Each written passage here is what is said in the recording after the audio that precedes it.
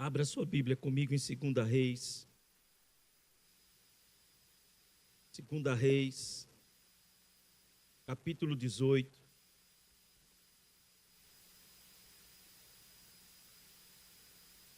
Há um tema que o Senhor tem falado muito comigo.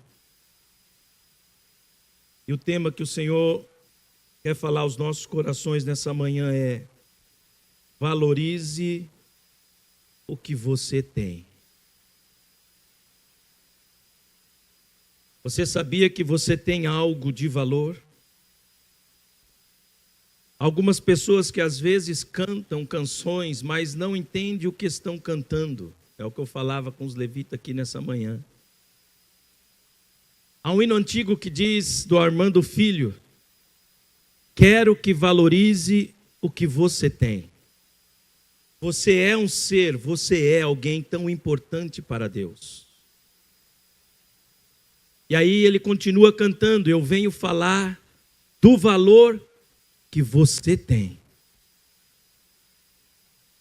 E aí ele continua cantando e falando nesta canção: você tem valor, o Espírito Santo se move em você. Diga isso: o Espírito Santo se move em minha vida. Nós precisamos aprender a valorizar a presença dele. Nós precisamos aprender a dar valor a essa presença. O Senhor Jesus, ali no Evangelho de João, não é esse texto que eu vou ministrar, no capítulo 14 ele diz: olha, eu vou para junto do Pai, mas eu não vou deixar vocês órfãos. Eu vou enviar alguém para que esteja com você. Eu vou enviar um outro Consolador. Então você tem alguém valioso demais que habita em você: o Espírito Santo. Dê valor a essa presença. Nós precisamos aprender a valorizar aquilo que temos. Nós vamos meditar aqui na vida do rei Ezequias, melhor dizendo. E o Senhor começou a falar conosco na reunião de oração a respeito desse rei, mas agora eu quero voltar um pouco antes. Capítulo 18, verso 1 diz assim: no 3º ano do reinado de Oséias, filho de Elá, rei de Israel, Ezequias, filho de Acás, rei de Judá, começou a reinar. Tinha 25 anos de idade quando começou a reinar e reinou 29 anos em Jerusalém. A mãe dele se chamava Abi e era filha de Zacarias. Ezequias fez o que era reto aos olhos do Senhor, segundo tudo o que Davi, seu pai, havia feito. Removeu os lugares altos, quebrou as colunas e derrubou os postes ídolo da deusa Azerá. Também fez em pedaços a serpente de bronze que Moisés havia feito. Os filhos de Israel chamavam essa serpente de Neustã, e até aquele dia lhe queimavam incenso. Ezequias confiou no Senhor, Deus de Israel, de maneira que não houve ninguém como ele entre todos os reis de Judá, nem antes e nem depois dele, porque se apegou ao Senhor, não deixou de segui-lo e guardou os mandamentos que o Senhor ordenou a Moisés. Assim, o Senhor estava com ele e ele teve êxito em todos os seus empreendimentos. Rebelou-se contra o rei da Síria e não serviu. Derrotou os filisteus até Gaza e o seu território, desde a torre dos vigias até a cidade fortificada. No 4º ano do reinado de Ezequias, que era o 7º ano do reinado de Oséias, filho de Elá, rei de Israel, Salmaneser, rei da Síria, atacou a cidade de Samaria e a cercou. E ao fim dos 3 anos, a cidade foi conquistada. Sim, no ano 6º do reinado de Ezequias, que era o 9º ano do reinado de Oséias, rei de Israel, Samaria foi conquistada. O rei da Síria levou os israelitas para a Síria e os fez habitar em Ala, junto a Abor, rio de Gozã, na cidade dos Medos, e isso aconteceu porque não obedeceram à voz do Senhor, o seu Deus, mas quebraram a sua aliança, a saber, tudo o que Moisés, servo do Senhor, havia ordenado, não ouviram e nem o fizeram.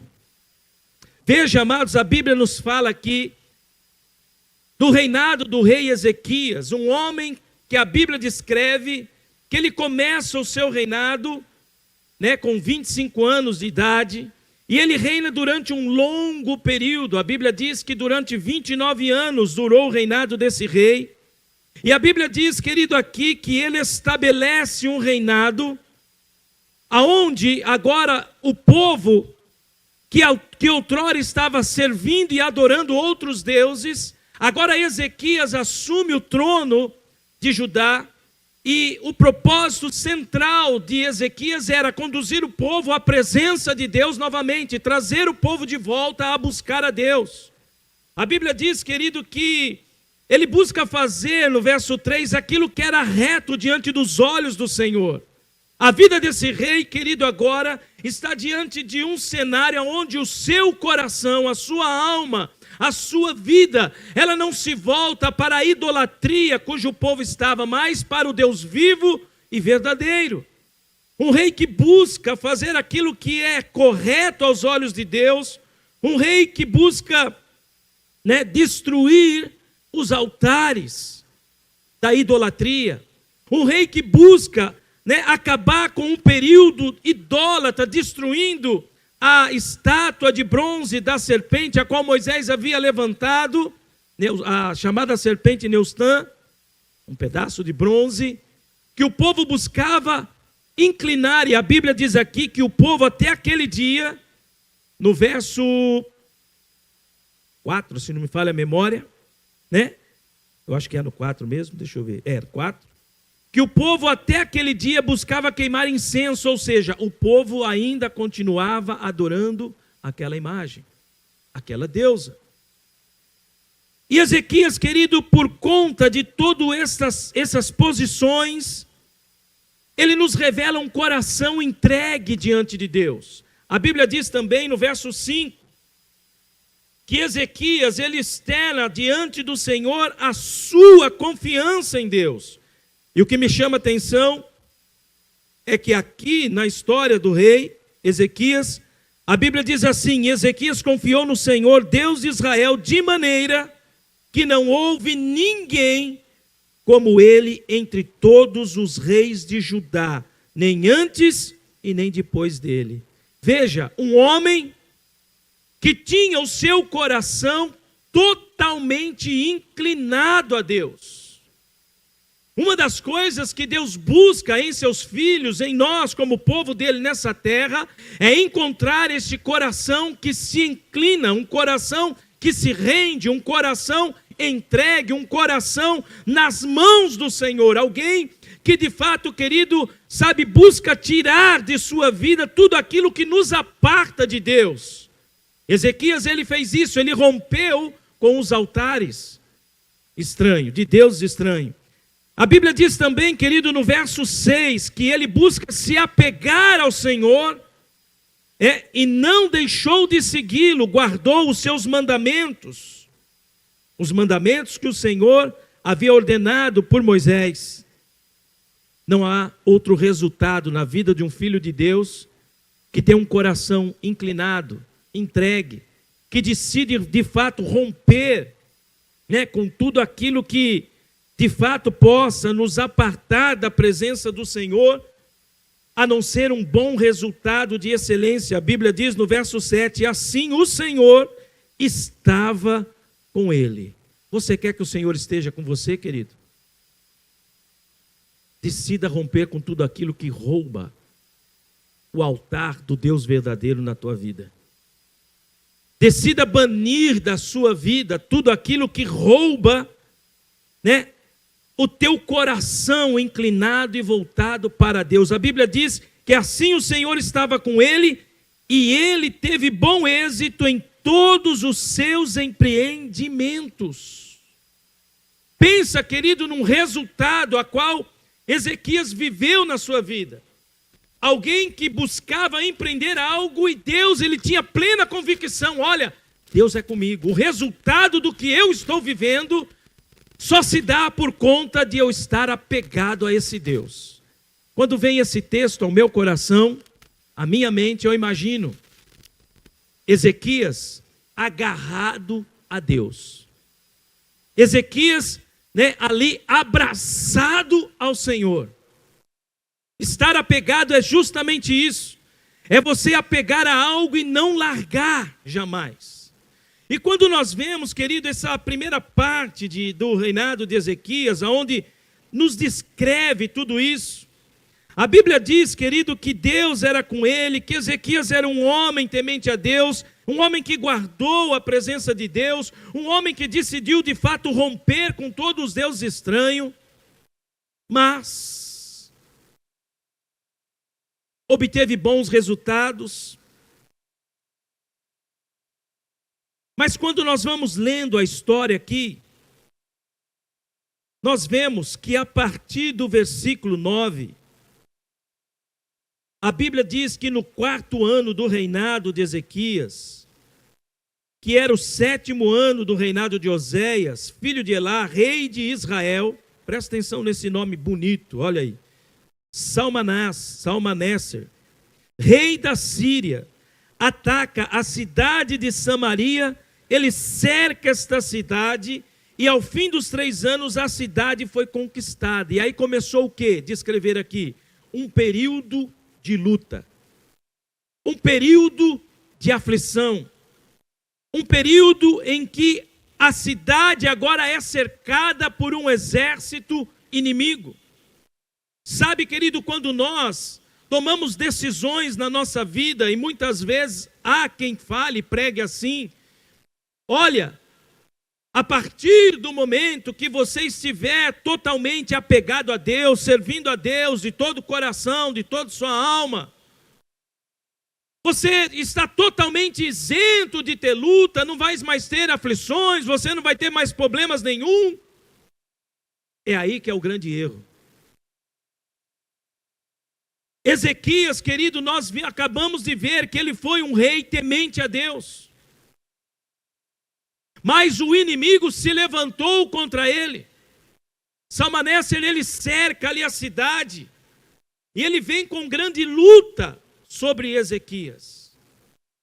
E muitas vezes nós vemos o que, querido? Que Satanás também, ele rodeia as nossas vidas. Ele vem com lutas, com situações, com problemas contra nós. Situações que nos cercam, situações que vêm contra as nossas vidas, e se nós não estivermos atentos, nós abrimos mão daquilo que temos de maior valor.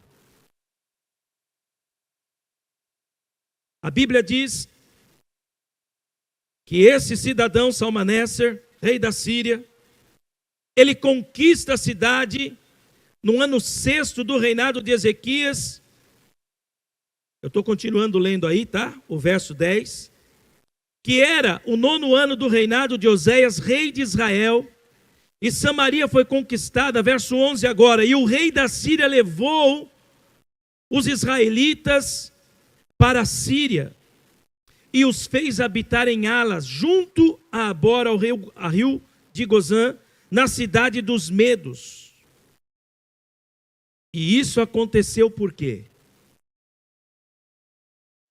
Porque eles não obedeceram à voz do Senhor. Sabe aquele negócio que muitas vezes nós parece que vamos servindo a Deus, vamos ali, né, naquele ritmo,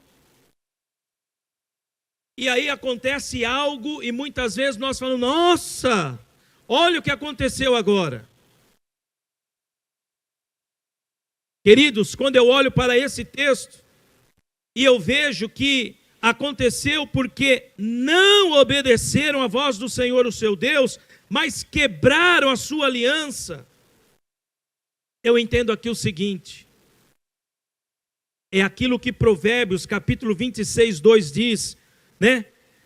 Como o pássaro que foge e como a andorinha no seu voo, assim uma maldição sem motivo não se cumpre. As lutas, as situações, os problemas, a circunstância, elas não vêm por acaso. Nada acontece por acaso. No caso aqui, querido, houve um motivo, e um motivo bem plausível. Eles não deram valor à voz de Deus. Eles não deram valor à aliança. Olha, o Wallace pregou e eu falei, justamente Deus está confirmando. De novo, né, Wallace? Outra vez você também ministrou algo e foi em linha com a palavra. Isso está no mesmo espírito. Então, uma maldição sem causa não vem. Uma situação, nada acontece, querido, por acaso. Houve uma quebra, houve um rompimento. Houve um desprezar a voz de Deus.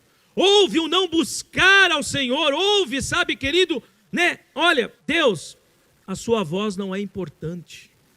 É essa a mensagem que o povo estava passando para Deus. E com tudo isso, quando nós vamos seguindo e lendo, e hoje nós vamos ler um pouquinho a Bíblia. Aproveite, quem não lê a Bíblia, hoje você vai ler. Há um ditado, querido, no mundo, que diz assim, que nós aprendemos com o erro dos outros. Sim ou não? Se uma pessoa erra, nós temos que estar atento para não cair no mesmo erro. E há histórias na Bíblia, querido, que nos leva, isso que é bom demais na Bíblia, porque a Bíblia não só exalta as virtudes, mas aponta erros também. Assim como Ezequias tinha muitas virtudes, nós vamos ver algo que ele cometeu aqui, querido, que ele jamais deveria ter cometido. E que muitos de nós também devemos estar atentos para não cometermos. Né? Então nós temos que aprender com o erro de Ezequias. E a Bíblia diz aí, querido, a partir do verso 13, vamos continuar lendo aí. No 14º ano do reinado de Ezequias, agora vem o camarada lá, né? O Senaqueribe, rei da Síria, atacou todas as cidades fortificadas de Judá e as conquistou. Então, preste atenção aí, ó. Então Ezequias, rei de Judá, enviou mensageiros ao rei da Síria, que estava em Laques, dizendo: preste atenção no que Ezequias falou, no que ele fez. Olha o que ele diz ao rei da Síria, ao inimigo: eu errei, pare de me atacar, e cumprirei tudo o que você me impuser. Senaqueribe aqui, querido, o rei da Síria, ou o exército dos reis da Síria, representam a Satanás e os seus demônios, o império das trevas. E Ezequias aqui, ele se vê cercado por esse império, por esse rei Senaqueribe. Ao invés dele buscar a Deus, ao invés dele invocar o nome do Senhor, ao invés dele derramar a vida dele diante de Deus, olha o que ele faz. Ele chega para o rei da Síria, Senaqueribe, para parar com aquela luta, para parar com aquela situação. Ele diz: eu errei, pare de me atacar. Sabe o que ele estava querendo fazer com Senaqueribe? Eu vou fazer um acordinho com você, diabo. Vamos apaziguar a situação? Eu errei. Pare de me atacar. E o pior que eu vejo dessa frase, desse versículo, é que ele diz: eu cumprirei tudo o que você me impuser. Sabe o que ele estava dizendo? O que você impuser que eu faça, eu vou fazer. Ele estava se sujeitando ao exército da Síria. É a mesma coisa, querido, que a pessoa enfrentar uma luta, uma situação, e ela dizer para o diabo: Satanás, vamos fazer um acordo agora aqui, ó. A luta está grande, a prova está doendo, Senhor, ela me faz chorar, né? O problema está difícil, a situação está terrível, mas vou fazer um acordo com você, Satanás. Eu não estou aguentando essa luta. Ele já estava entregando a vitória de bandeja na mão do inimigo. Eu confesso o seguinte, ó, eu errei. Vamos parar com esses problemas, vamos apaziguar a situação. E ó, a partir de agora, eu vou me sujeitar a tudo que você me impor. Você pode pensar nisso, querido? Que situação? É você se colocar debaixo de um jugo de escravidão. É você tirar Deus da jogada e dizer, é você voltar para trás. A Bíblia diz, querido, que quando Jesus ele foi à cruz, eu gosto demais de citar esse texto, ele nos tira do império das trevas e nos transporta para o reino do Filho da luz. E agora, como se não bastasse, você está lá no reino da luz, sujeitando-se a Deus, e agora você dizer assim, Satanás, olha, eu abro mão de tudo, para que eu tenha a minha paz de volta, para que eu tenha uma vida tranquila, uma vida sossegada, eu me sujeito a estar debaixo do jugo da escravidão novamente.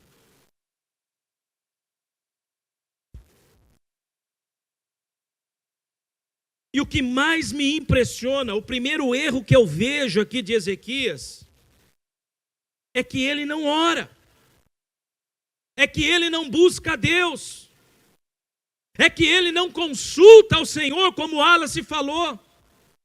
Ele se vê cercado, ele se vê no meio daquela situação, ele se vê, olha, o exército não tem saída, e ele entrega, não somente ele, mas ele coloca toda a nação de Judá debaixo desse jugo, porque ele era o rei. E se o rei se coloca debaixo desse jugo, ele está trazendo toda uma nação junto com ele. Ele está se sujeitando àquilo.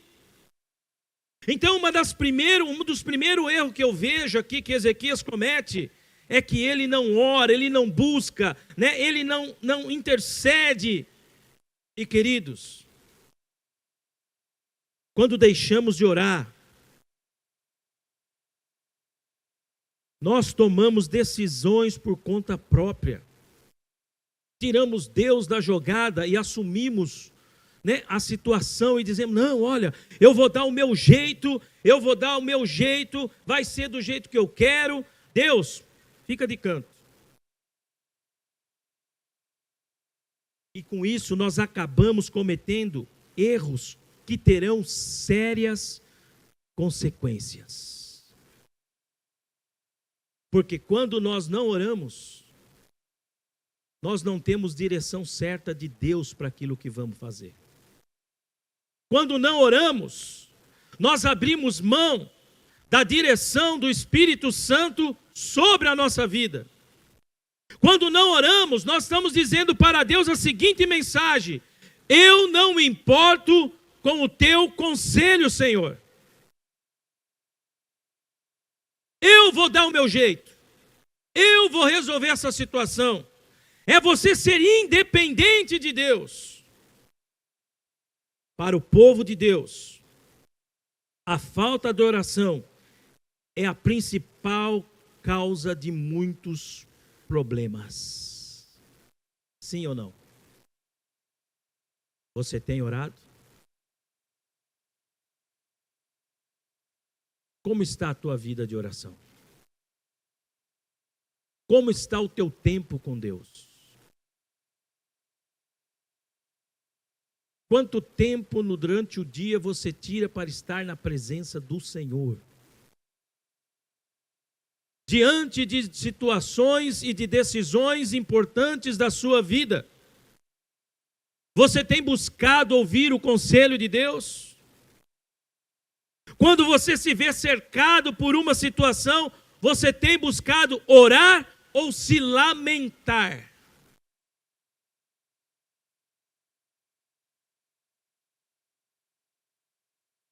Esse foi o primeiro erro. O segundo erro, querido, é que ele faz esse acordo com o inimigo, algo que jamais ele deveria, ter sugerido para o inimigo. Eu vou me sujeitar, olha, o que você me impuser, eu faço. Mas preste atenção, continuando aí. Aonde nós paramos aí? Eu errei, pare de me atacar, eu cumprirei tudo o que você me impuser. Aí olha o que o inimigo impôs para ele. Então, o rei da Síria impôs a Ezequias, rei de Judá, um tributo, preste atenção, de 10 toneladas de prata e 1 tonelada de ouro. Versículo 15. Ezequias deu toda a prata que havia, na onde, querido?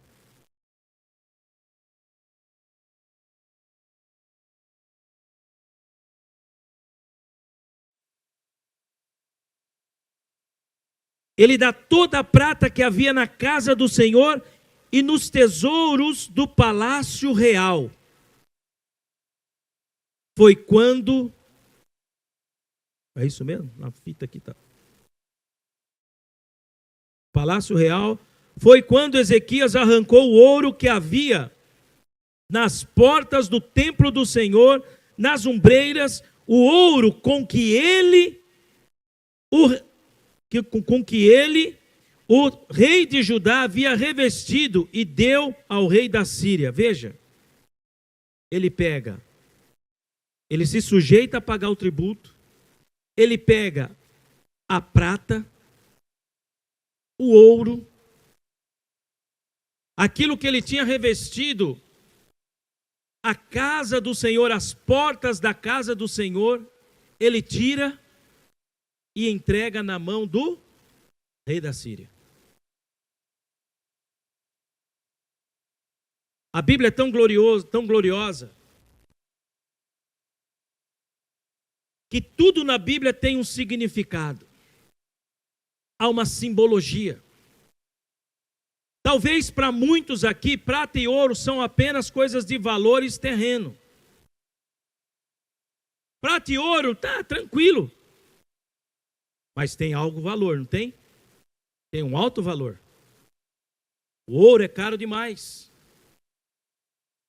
A prata é algo caro. Sim ou não, gente?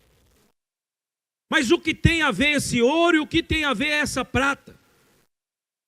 Como se não bastasse ele se sujeitar a pagar esse tributo, ele se sujeitar à imposição do rei da Síria, ele fecha esse acordo, olha, eu vou pegar a prata, o ouro e vou entregar.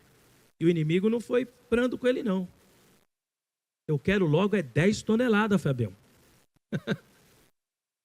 Eu quero 10 toneladas de prata. Já que você está sujeitando mesmo, então é 10 toneladas de prata e 1 tonelada de ouro.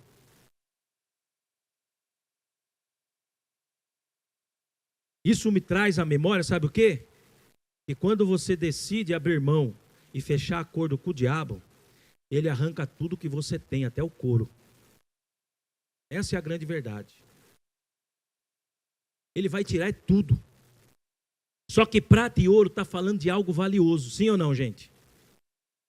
Não é isso? Na Bíblia, o ouro e a prata são símbolos de riqueza material e espiritual. Então há uma simbologia de algo material, sim ou não? Sim. mas está falando também de algo espiritual. E quando nós entendemos, querido, que o inimigo estava arrancando agora de Ezequias era algo valioso demais, mas que tinha não somente a simbologia de algo material que estava ali, mas ele estava tirando algo espiritual da vida de Ezequias.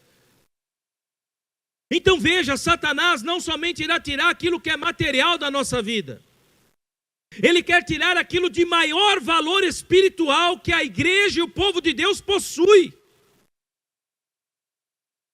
Prata e ouro, querido, para nós, filhos de Deus, o ouro simboliza a glória do Senhor nas nossas vidas. O ouro simboliza a majestade de Deus em nós. E o que mais o inimigo quer arrancar das nossas vidas é a presença de Deus. O que mais o inimigo quer arrancar de nós é essa presença do Espírito Santo nas nossas vidas. Porque veja, uma vez que nós aceitamos a Jesus como Senhor e Salvador, a Bíblia diz que o Espírito Santo ele passa a habitar em nós. E quando as coisas não vão bem na nossa vida, quando as situações começam a rodear as nossas vidas, ele vem e fica ali cirandando. E muitos, querido, que não estão apercebidos aquilo que ele está fazendo, aquilo que ele está tramando, fecham um acordo com o diabo. Pode levar ouro, pode levar prata, eu quero é paz. Eu quero ficar tranquilo. Uma vez eu ouvi assim de uma pessoa que se distanciou da igreja. Ele disse assim: antigamente eu estava na igreja e sabe o que acontecia comigo? Era luta atrás de luta, problema atrás de problema, enfermidade dentro de casa, situação financeira, era terrível a minha vida, e era só luta, era só situação, e não sei o quê, e não sei o quê. Eu falei, tá, e aí? Você sabe que depois que eu saí da igreja, acabou os problemas? Fez acordo com o diabo.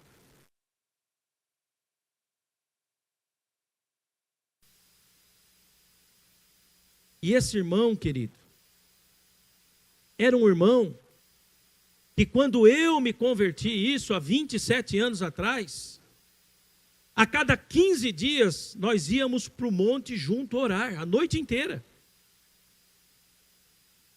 Era um irmão que Deus usava com palavra, com visão, com dom.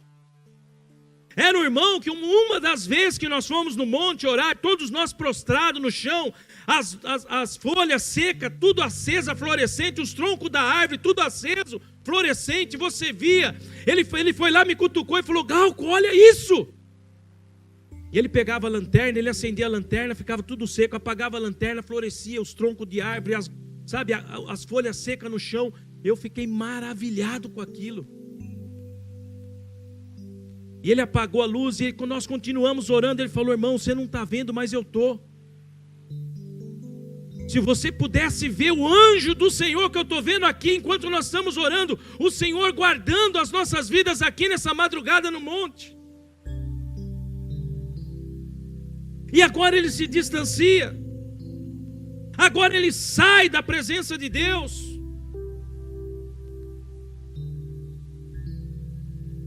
E cada vez mais distante da presença de Deus. Foi trabalhar de caminhoneiro. E num belo dia, 1h, 1h30 da tarde, voltando de viagem, a carreta deu um L em frente ao autobahn e ele morreu no meio das ferragens, distante da presença de Deus. Nos vícios, fez acordo com o inimigo. É como eu disse, não tem uma causa sem. Tem uma causa, deixou de ouvir a voz de Deus. deixou de buscar a presença de Deus, quebrou aliança com Deus, não valorizou, abriu mão do ouro. O ouro representa a realeza, a presença do Senhor. O ouro também é a revelação, o conhecimento, a luz.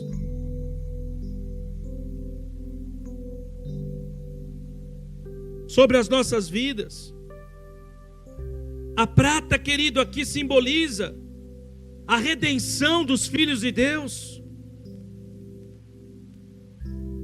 E redenção fala da salvação, da vida eterna, da eternidade. A prata fala da nossa fidelidade para com Deus, da nossa pureza, da nossa santidade. Fala também, claro, se ela simboliza a redenção, a Bíblia diz lá em Efésios 4:30, que o Espírito Santo de Deus é o selo da nossa redenção. Quantos cristãos não dão conta disso? Não é apenas, perder algo qualquer. Não é, querido. É pôr a perder algo que é valioso demais. Abrir mão da prata é abrir mão, do Espírito Santo, da presença do Espírito Santo em nossas vidas. É dizer, olha, eu abro mão da minha redenção, não tem importância. O recado que Deus quer nos dar nessa manhã é: não negocie o seu ouro e não negocie a sua prata. Valorize o que você tem, o que Deus tem colocado, querido. Olha, eu quero dizer a você, eu não sei, mas eu creio que muitos que estão aqui viu e sentiu isso, essa presença gloriosa de Deus que está nessa manhã aqui, querido. O mundo não pode nos proporcionar isso, não.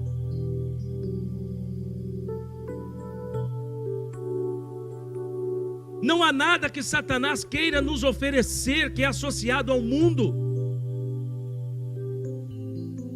que vai suprir em nós, a majestosa presença de Deus, a glória de Deus nas nossas vidas.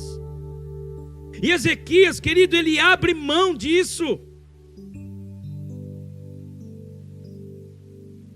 Não abra mão da tua santidade. Qual o valor da glória de Deus na sua vida? Qual o valor da sua fidelidade? Ezequias, querido, ele sujeita-se a pagar esse tributo, ele se coloca, as consequências é essa, ele se volta a uma vida de jugo, a escravidão. E não somente isso, porque as consequências que vêm por conta dele não ouvir a voz de Deus, e ele abrir mão de quebrar a aliança com o Senhor, a condição que agora ele traz sobre o povo é uma condição de humilhação terrível. Olha o que diz a Bíblia aí em 2 Reis 18, verso 27.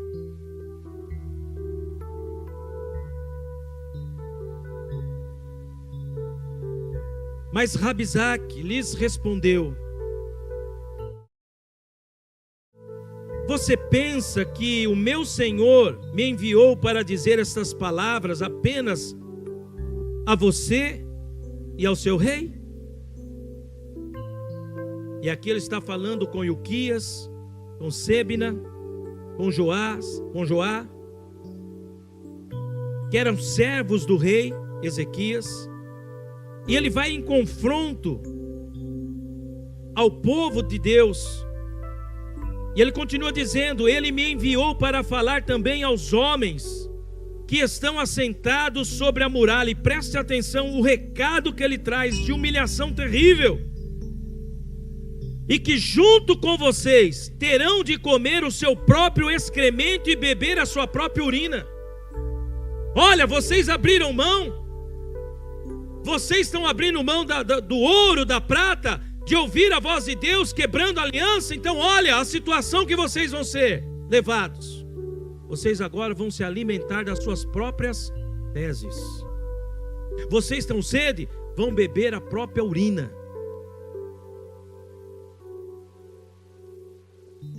Terrível ou não, queridos? Sim ou não, igreja? Então veja, ele se coloca debaixo de uma situação de humilhação terrível. Uma situação terrível, ao ponto de Senaqueribe enviar essa mensagem, essa palavra: olha, vocês estão abrindo mão de tudo que é de valor, vocês estão abrindo mão da voz de Deus, estão quebrando a aliança do Senhor, vocês estão negligenciando com isso, então olha o jugo a qual eu vou submeter vocês agora. E ele leva o povo a comer das suas próprias, e dizer, né, vocês vão se alimentar do seu próprio excremento, beber a sua própria urina. O engano, querido, de Satanás é algo terrível. Quantos filhos de Deus que não se deixam enredar pelo engano do inimigo? Não faça as pazes, sabe, com o inimigo. Não queira, sabe, querer ficar ali, não, tudo bem, tá tranquilo, não, eu vou dar um jeitinho e tá bom. Não é assim. O inimigo vai querer tramar, vai querer enganar. E nós vemos aqui, querido, que Senaqueribe, ele não mede esforços nenhum para escravizar o povo, para humilhar o povo. E quando nós vamos vendo na palavra de Deus, nós vemos que Ezequias, ele se deixa se levar até um certo período. E muito mais que isso, Rabizak ainda fala assim: olha, você vai colocar a confiança de vocês para o povo no Ezequias, no Deus dele, o Deus a quem ele serve, o Deus a quem ele confia. Olha, nós já destruímos todas as nações aí ao redor. Vocês acham que vocês vão parar diante de nós, diante do meu exército? Não coloque a sua confiança nesse rei. Isso falando para o povo. Não deixe que Ezequias, os engane. Não deixe, não permita que Ezequias, leve vocês a confiar em Deus. Olha o que ele diz aí, verso 30. Não deixe que Ezequias o leve a confiar no Senhor, dizendo: o Senhor certamente nos livrará, e esta cidade não será entregue nas mãos do rei da Síria. Não deem ouvidos a Ezequias, porque assim diz o rei da Síria: façam pazes comigo. Olha lá, façam a paz comigo e se entreguem. O que o inimigo queria? O povo inteiro de Deus nas suas mãos. Façam as pazes comigo, se entregue. E aí ele propõe algo, Então cada um comerá da sua própria videira e da sua própria figueira, beberá água da sua própria cisterna, até que eu venha e leve para uma terra como a de vocês, terra de cereal, de vinho, de pão, de vinhas, terra de oliveiras, de mel, para que vocês vivam e não morram. Não deem ouvidos a Ezequias, porque ele está enganando vocês ao dizer: o Senhor nos livrará. Será que os deuses das nações puderam livrar cada um a sua terra das mãos do rei da Síria? Onde está o Deus de Amate, de Arpade? Onde estão os deuses de Sefarfaim, de Eva, de Iva? Será que eles livraram Samaria das nossas mãos?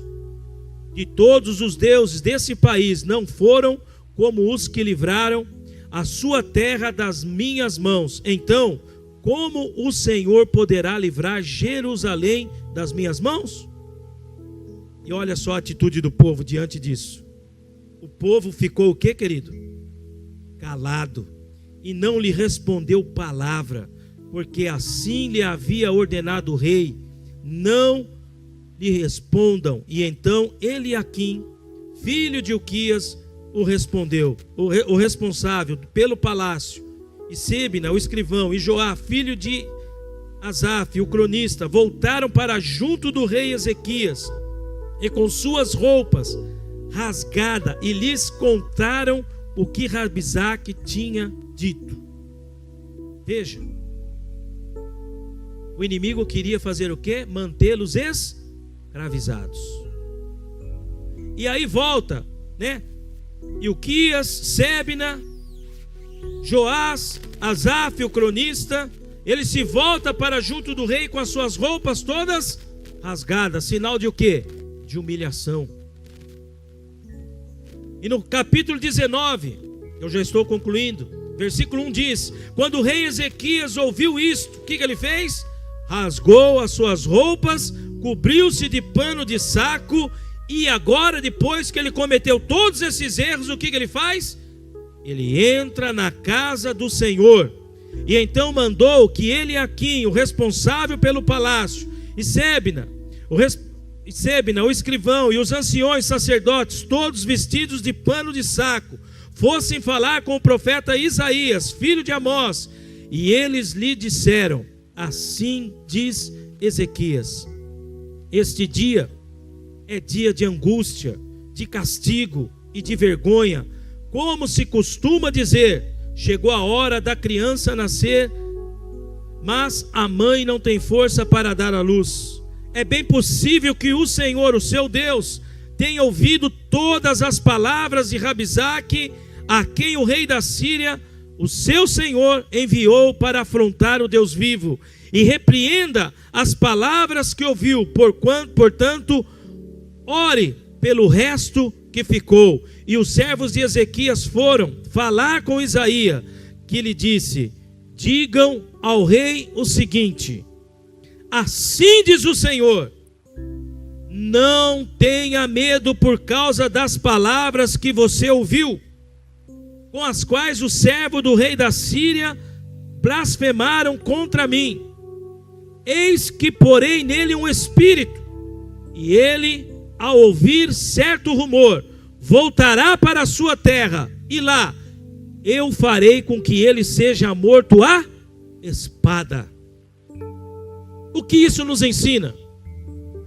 Que precisou o exército todo, o povo de Deus, o povo de Judá inteiro passar por essa situação terrível de humilhação, por essa situação terrível, ao ponto, de se alimentarem, de falar: olha, se você fizer o acordo, é o seguinte, vocês vão se alimentar do seu excremento, beber da urina e tal, e passar por toda essa humilhação por conta do quê?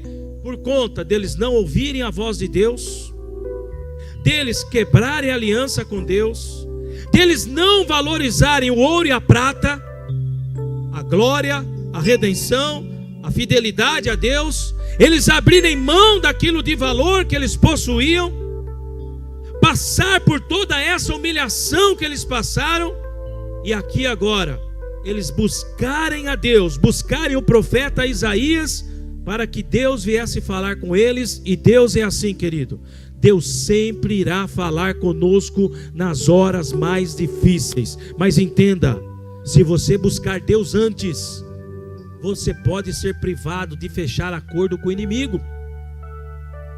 Então veja, o que nós temos que fazer é valorizar de fato aquilo que nós temos de valor. É cada dia nós buscarmos a presença de Deus, é cada dia buscarmos o conselho de Deus para a nossa vida. E se nós seguimos lendo aqui, você vai ver, querido, que Deus, Ele acaba com Senaqueribe. Deus extermina o exército da Síria, e Ele dá vitória ao seu povo. Vitória é o que Deus tem para a sua vida. Amém, querido? Mas aprenda a valorizar a presença, a glória de Deus na sua vida, em nome de Jesus. Se coloque de pé.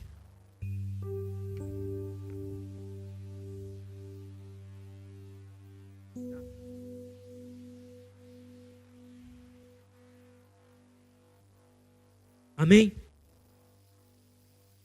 Talvez, querido, você tenha passado por situações difíceis, e o inimigo talvez tenha proposto algo para você. Feche os teus olhos.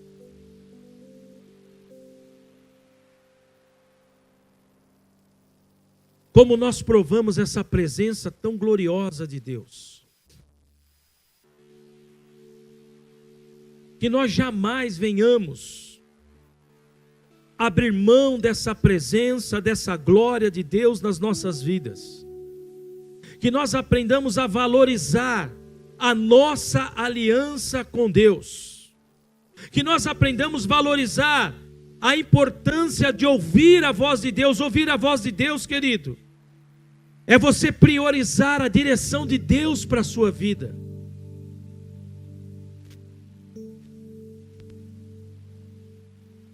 Então, nessa manhã, talvez, há pessoas aqui que estão vivendo situações terríveis. E talvez o inimigo tenha falado assim: olha, para com esse negócio de igreja. Para de ficar indo em célula. Olha a sua vida aí. O inimigo querendo negociar a sua eternidade.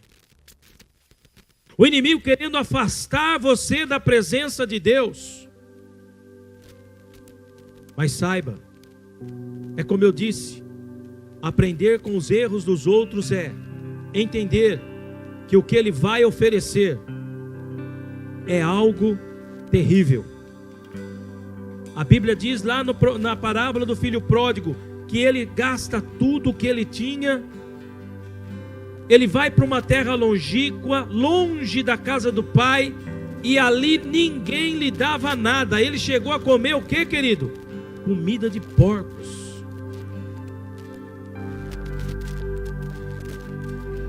Mas se você valorizar a presença de Deus, se você, diante das situações que tem cercado a sua vida, você se voltar para o Senhor, se humilhar, se quebrantar de coração, se render à presença dEle, certamente Ele vai trazer vitória na sua vida. Então hoje, fale com Deus agora: Senhor, eu não vou abrir mão da Tua presença. Eu não vou abrir mão, Senhor, da Tua glória. Eu não vou, Pai, negociar o meu ouro, que é a manifestação da Tua presença na minha vida. Eu não vou negociar a minha prata, não, meu Deus. A minha redenção, a presença do Teu Espírito Santo, esse selo tão valioso na minha vida. Fale com Deus agora. Valorize o que você tem. E o que você tem de maior valor é a presença dEle na sua vida. O quanto vale a presença de Deus na sua vida, querido? Não permita o inimigo tirar de você.